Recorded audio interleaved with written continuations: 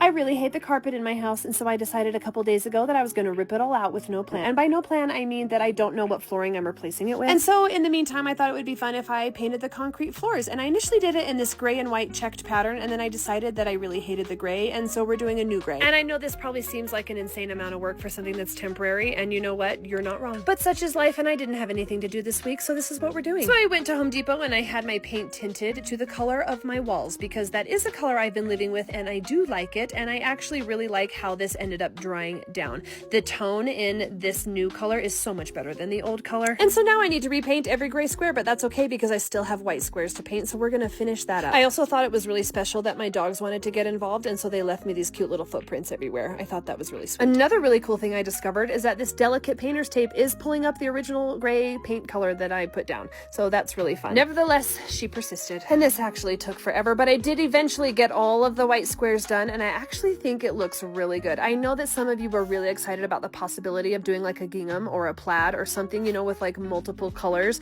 but this floor is so busy, I just did not want to make it busier. So apart from the paw prints that my dogs left me, which were oh so sweet, and the little vintage like weathered edging that I put around the original gray squares, the only good thing about this floor right now to me is that square right there. And so if you thought I was crazy before for putting this much effort into a temporary floor, just wait, because now I'm gonna repaint every original gray square into the new gray squares. And you know what? I have no regrets. This is gonna be so much better. I am doing it the same way I did it initially so that I can still walk across this floor, and so it's going to look like kind of a fun pattern, but that's not going to be the end pattern. It's just going to be a nice, simple gray and white checked pattern. I did discover though that if I tape the square off, paint it immediately, and then pull the tape off immediately without moving on to the next square, it didn't pull off any of the paint on the other squares. And so this is how it was looking at the end of whatever day this was, but don't worry, I will not keep you in suspense. I'm fast forwarding to the next day where I finish putting in the color. And yes, I know once again, this is an insane amount of effort to put into something that is temporary, because I am going to be filling in this sunken living room. I am going to be putting a different flooring over top of this, not tile. I don't want tile,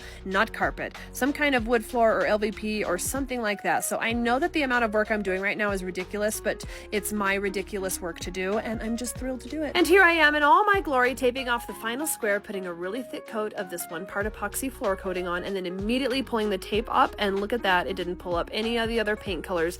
And look how nice this looks. Now that it's all dried, it looks so good. I actually love these two colors together. It matches the tone of my home much better. So the next thing we're gonna do is we're gonna seal it.